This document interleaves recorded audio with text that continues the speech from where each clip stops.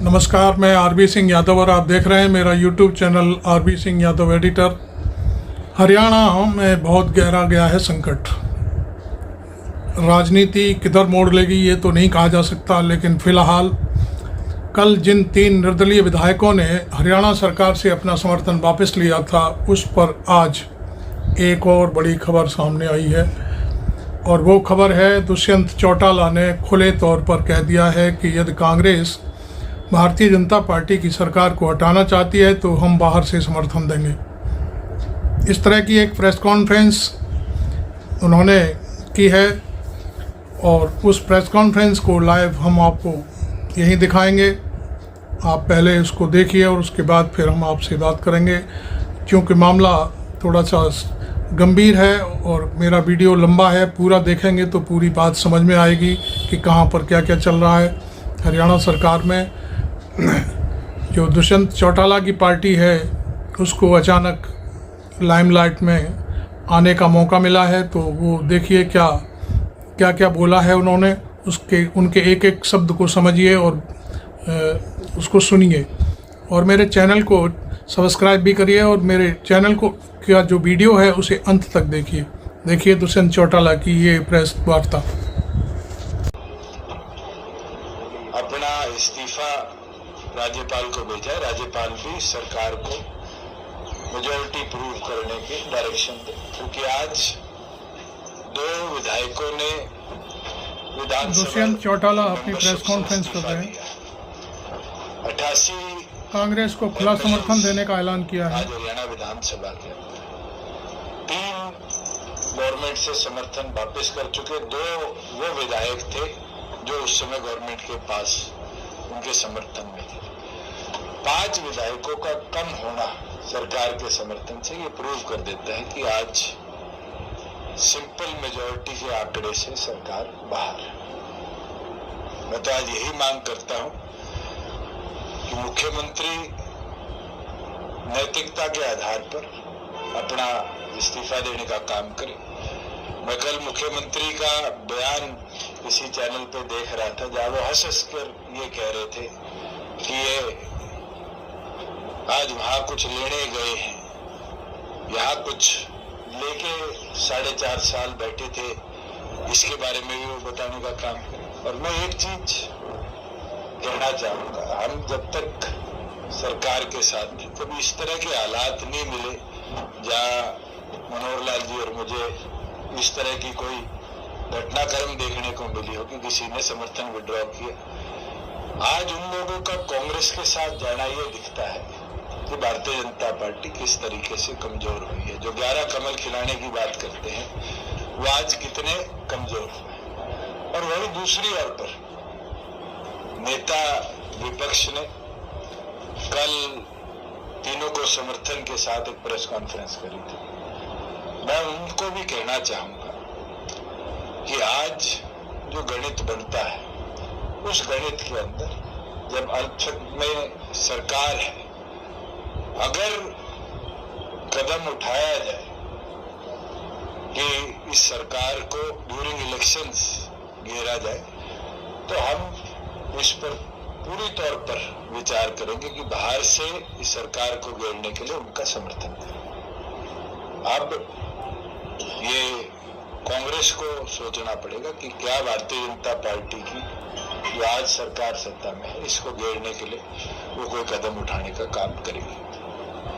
BJP के भी whip की ताकत है, और जब तक नंबर हमारे पास है, वोट तो सबको विप के आदेश अनुसार करना पड़ेगा। और इसका विवरण तो आपने मेरे ख्याल से जब इस सरकार का गठन हुआ था उस दिन देख लिया। तो उस दिन भी हम तो पूरी तौर पर स्पष्ट है कि सरकार को घेरने के लिए कदम उठाए। लेकिन खुले तौर पर वो कार्यक्रमों में जा रहे हैं। जोगीराम से ऑलरेडी नोटिस इशू किया गया है। प्रोसीजर है विधानसभा का, जिसके अंदर नोटिस इशू कर पहले जवाब मांगा जाता है। अगर जवाब ना दिया जाए तो फिर स्पीकर को लिखित में उनकी सदस्यता रद्द करने के लिए कदम उठाने के लिए कहा जा सकता है। 3 विधायकों को इशू किया गया है और तीनों ने अभी तक कोई रिटर्न रिप्लाई नहीं किया। उनकी विजुअल्स भी है, उनकी पिक्चर्स भी है, उनके पोस्टर्स भी है, और जो उचित कार्रवाई जननायक जनता पार्टी ने करनी है आने वाले दिनों में बिफोर पोलिंग हम अपनी ओर से करेंगे। ऐसा कोई ऐसा है नहीं, कोई डिफेक्शन हो सकता है, करवा सकती है बीजेपी आपकी पार्टी? अगर कोई इस्तीफा देता है तो उसके ऊपर है। पार्टी विरोधी गतिविधि का रिकॉर्ड आज हमारे पास है, और पार्टी विरोधी गतिविधि के अंदर जिसने भाग लिया है उसके विरुद्ध एक कानून है, और उस कानून के तहत हम जल्दी स्पीकर को भी मिलेंगे और उनसे आग्रह करेंगे कि इनके खिलाफ कार्रवाई। कौन कौन से विधायक हैं? अब हम पे छोड़ दो। बीजेपी ये कह रही है कि शायद बीजेपी का कल्चर है वो प्रोसेस में ही आपको लगता नहीं 6 महीने निकाल देंगे? इसके अंदर प्रोसेस में हमारे पास हाईकोर्ट का भी रास्ता है, और हाईकोर्ट और सुप्रीम कोर्ट ने निरंतर डायरेक्शंस दिए हैं, चाहे हिमाचल का केस हो चाहे महाराष्ट्र का केस हो, कि टाइम बाउंड मैनर के अंदर लेजिस्लेटिव बिजनेस को पूरा करने के कार्य को विधानसभा को करना पड़ेगा। बीजेपी कह रही है सर कि मार्च में अविश्वास प्रस्ताव लाए थे जो गिर गया था, तो 6 महीने में आना। अविश्वास प्रस्ताव भारतीय जनता पार्टी की पिछली सरकार के विरुद्ध था। नई सरकार बनी, वो अविश्वास प्रस्ताव उस सरकार के साथ साथ ही समाप्त हो गए। नई सरकार आज के दिन गठित हुई है, उसके विरुद्ध अविश्वास प्रस्ताव लाया था। प्रोटेस्ट हुआ तो आपने बाहर रह के और बीजेपी उस दिन एक रैली जननायक जनता पार्टी की थी, हमने समर्थन किसी का नहीं किया था। मैं आज ऑन रिकॉर्ड कह देता हूं कि अगर अब फ्लोर टेस्ट होगा तो हमारे प्रत्येक विधायक पार्टी के आदेश पर विप के साथ सरकार को घेरने के लिए वोट देंगे। आपने कहा कि जब तक बनी है नेतृत्व परिवर्तन होने के बाद ऐसी स्थिति बनी, तो क्या जो बीजेपी ने नेतृत्व परिवर्तन किया वो संभालने वो फेलियर है। मैं तो एक दिन नहीं बारी बारी कहता हूँ। जब नया मुख्यमंत्री पहली कैबिनेट के बाद कहता है कि 94 दिन का प्लान बना है, तो इसका मतलब तो उनने पहले मन बना रखा है कि वो 94 दिन के मुख्यमंत्री है। और ये तो ऑन रिकॉर्ड है, चंडीगढ़ की किसी आपके बीट के साथी से निकाल लीजिए कि फर्स्ट फुल कैबिनेट मीटिंग के बाद आकर नए मुख्यमंत्री का बयान था कि हम तो 94 दिन का प्लान लेकर आए, और उस दिन ये साबित हो गया था कि कितने कमजोर शासक वो रहेंगे और कितने कमजोर नेतृत्व के साथ प्रदेश चलेंगे। और आज भी मैं आपको बता सकता हूं कि निरंतर फील्ड का दौरा हम कर रहे हैं। मंडियों में जिस तरीके से आज के दिन गेहूं पड़ा है, सरसों पड़ा है, 22 दिन से ऊपर हो गए जहाँ सरसों की पेमेंट नहीं हुई, 17 दिन से ऊपर हो गए जहाँ गेहूं की पेमेंट नहीं हुई। ये दिखाता है कि किसान विरोध में कितना इनने काम किया है, कमजोर करने का जो प्रयास किया है, और मॉनिटरिंग का फेलियर है। सिस्टम तो ऑटोमेटेड हमने बनाया था, 4 साल क्यों नहीं दिक्कत आई जब पेमेंट 48 घंटे में दी गई? 4 साल क्यों नहीं दिक्कत आई कि उठान टाइम बाउंड मैनर में किया गया? आज भी उचाना में 10 लाख बैग्स गेहूं के पड़े हैं। तो ये फेलियर दिखता है कि मॉनिटरिंग नहीं है, और मॉनिटरिंग ना होने की वजह से इस तरह की दिक्कत फार्मर्स को आ रही है। कल के घटनाक्रम से लोकसभा चुनाव पे कितना असर देखते हैं?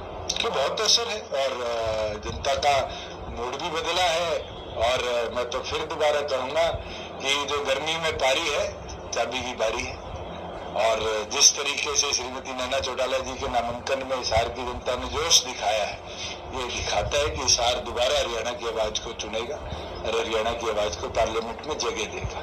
और इस राष्ट्रीय सोच को जो बारी बारी लाया जाता है, जो हरियाणा की आवाज को दबा देती है, गूंगे बहरे सांसद पार्लियामेंट में भेजती है, कहीं ना कहीं उनको जवाब देने का समय आ चुका है। नायब सिंह सैनी ने सिरसा में कहा है कि सरकार अलग में बेशक है, लेकिन कोई तरह की कोई दिक्कत नहीं। चलो मुख्यमंत्री ये तो मान गए कि आज वो कमजोर हो चुके, और ये कमजोरी मानने वाला मुख्यमंत्री मुझे लगता है नैतिक आधार पर प्रदेश का नेतृत्व करने लायक नहीं है।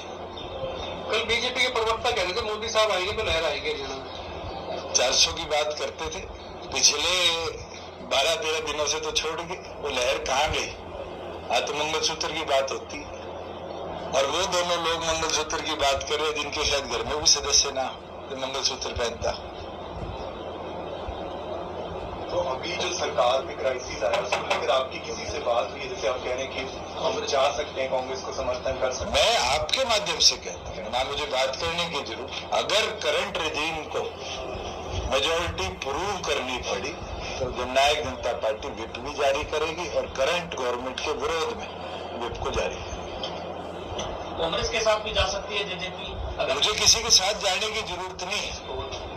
आज के दिन ना कांग्रेस के साथ जाने की जरूरत, ना बीजेपी के साथ जाने की जरूरत। मगर करंट सरकार को घेरने के लिए अगर समर्थन विपक्ष के अंदर एकता होगी और करना पड़ा तो हम करेंगे।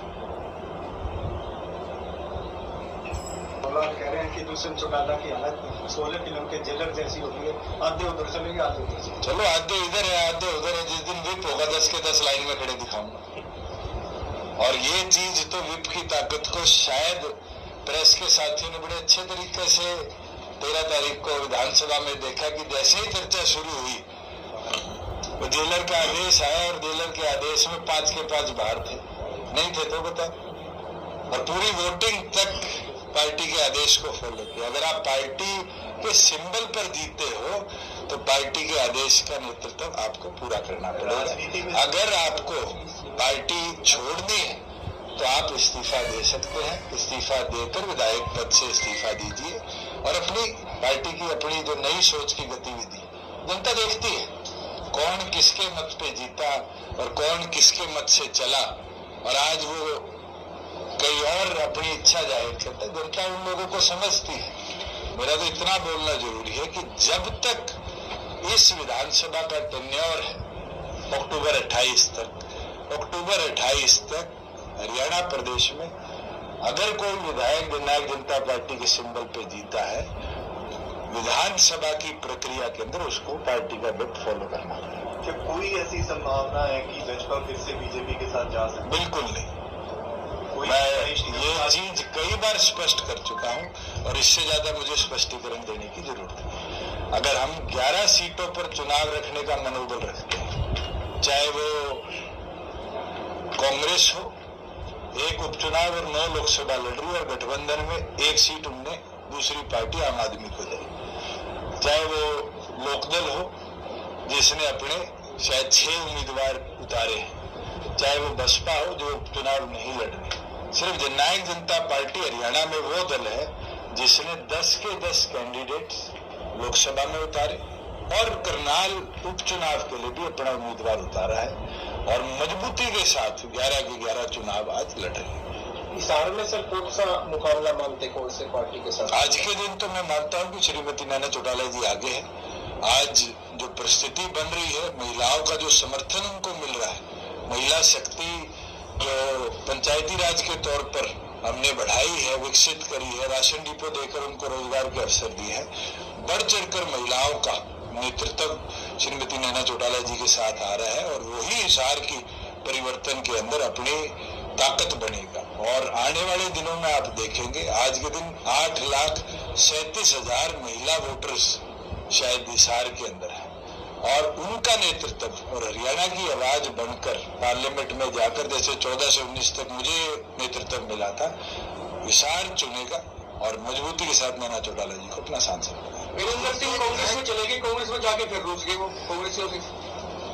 ये कोई घटनाक्रम आज का नहीं है, ये घटनाक्रम कई बार हुआ है। कांग्रेस आई, कांग्रेस, बीजेपी, कांग्रेस और अब फिर रूस से बैठे। ये दिखाता है कि राजनीतिक तौर पर कितने कमजोर वो हो चुके और ये दर्शाता है कि आने वाले भविष्य में उचाना, जैसे वो बारी बारी मेरे को बजा रहे थे, उनको बजा के छोड़े। जिस तरीके से आपकी पार्टी में राजेश सिंह चौटाला को लेकर जो प्रतिक्रिया आप कैसे देखते हैं? जो राजनीति के अंदर इस तरह की शब्दावली का इस्तेमाल करते हैं, जनता उसको समय समय पर जवाब देती है। मुझे इससे ज्यादा किसी के बारे में कुछ बोलने की जरूरत नहीं आज।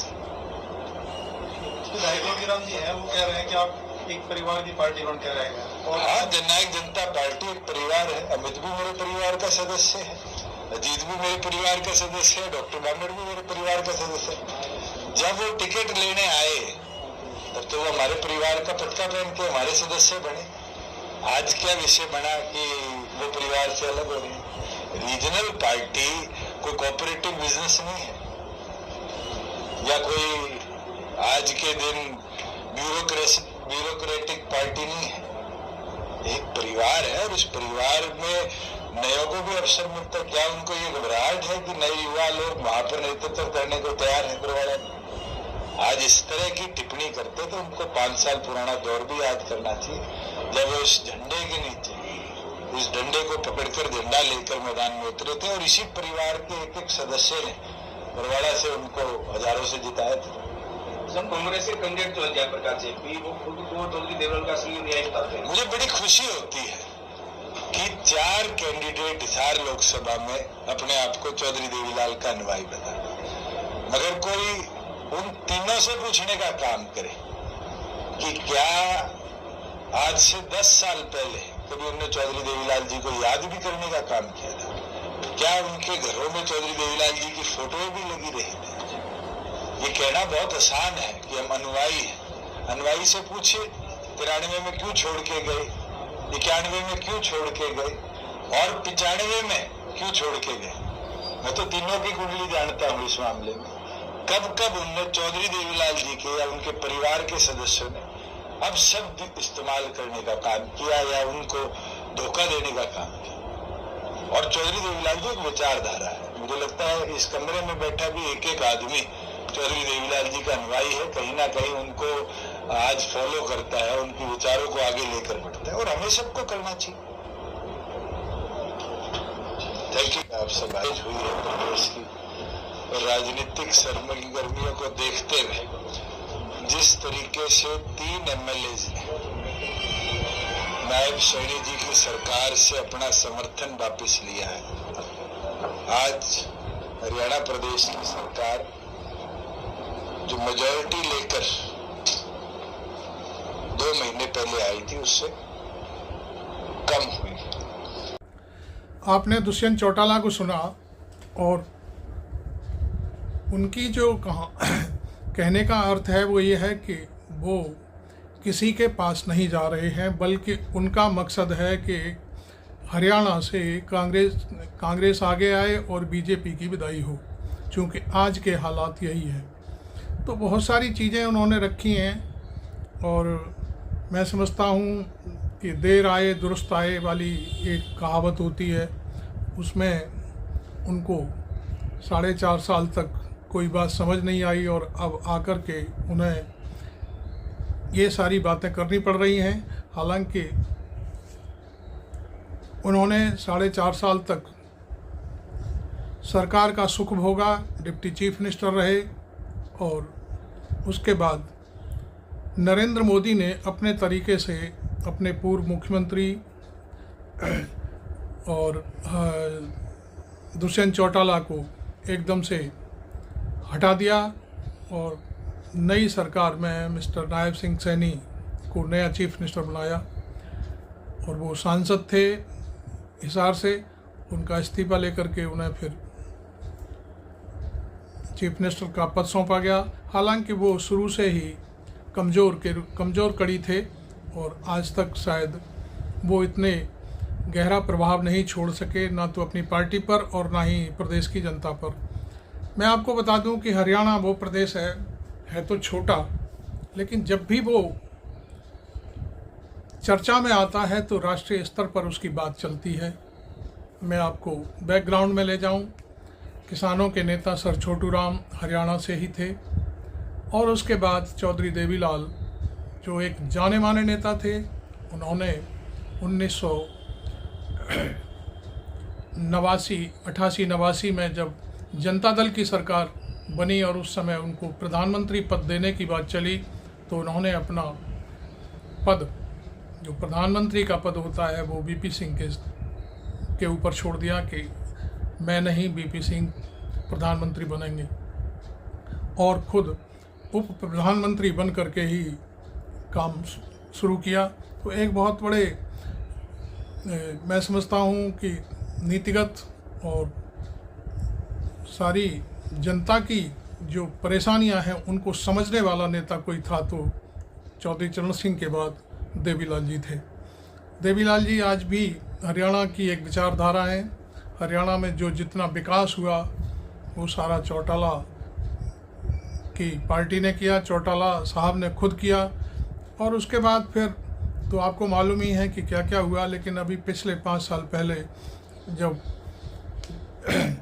दुष्यंत चौटाला ने अपने परिवार से अलग होकर के अपनी पार्टी बनाई तो 10 विधायक आए, और उसमें उस समय भी वो चाहते तो कांग्रेस की सरकार बन सकते थे। जो चीज़ आज उन्होंने प्रेस कॉन्फ्रेंस में कही है वो याद 4.5 साल पहले कहते तो शायद हरियाणा का हाल इस तरह से बुरा नहीं होता जो इस समय है। आप जानते हैं कि 4.5 साल में हरियाणा से निकलने वाली यमुना नदी में कितना पानी बहा है, शायद जनता से ज़्यादा कोई नहीं जानता। जो कुछ भी हुआ है, जो भी चीज़ें सामने आई हैं, किसानों के साथ क्या क्या अत्याचार हुए हैं, ये सारी चीज़ें आप जानते हैं। लेकिन चलो देर से ही सही, और समय रहते या दुष्यंत चौटाला को कुछ सुध आई है जनता की, तो अब वो शायद सही कदम उठाने जा रहे हैं। तो इस मामले में मैं समझता हूँ कि हरियाणा को शायद मोदी के रहते शायद नई सरकार तो बनना मुश्किल है, क्योंकि वो कुछ न कुछ करेंगे। तोड़ फोड़ भारतीय जनता पार्टी की कुंडली में लिखी हुई है कि वो तोड़ फोड़ करके सरकार बनाते रहे हैं, बनाएंगे। अभी ये बात सामने आ रही है कि दुष्यंत चौटाला की पार्टी टूटने वाली है। 5 विधायक दुष्यंत चौटाला को छोड़ करके भारतीय जनता पार्टी का दामन थाम सकते हैं। तो इस पर भी दुष्यंत चौटाला ने अपनी बात कही है कि वो विप के विरोध में कोई विधायक काम करेगा तो उसके खिलाफ कठोर कार्रवाई की जाएगी। अब बात यह है कि विप तक जाने की कोई ज़रूरत पड़ी या न पड़ी। हो सकता है कि 5 विधायक जाकर के विधानसभा स्पीकर से मिल लें और कहें कि हमने एक नया दल बना लिया है और इस दल का समर्थन हम भारतीय जनता पार्टी को करते हैं, तो फिर सारी चीज़ें फिर मुश्किल में हो जाएंगी। कल नायब सिंह सैनी ने एक जगह हरियाणा में किसी जगह अपना भाषण दे रहे थे, तो उन्होंने कहा कि मैं अल्पमत में ज़रूर हूँ लेकिन मेरे लिए कोई खतरा नहीं है। इस बात के बहुत बड़े गहरे राज हो सकते हैं। तो आपने ये मेरा वीडियो देखा, आपको कैसा लगा आप ज़रूर बताएं और टिप्पणी करें राजनीतिक हलचल के ऊपर कि आजकल हरियाणा के लिए क्या अच्छा है और क्या बुरा है। Thank you very much. मैं आरबी सिंह यादव।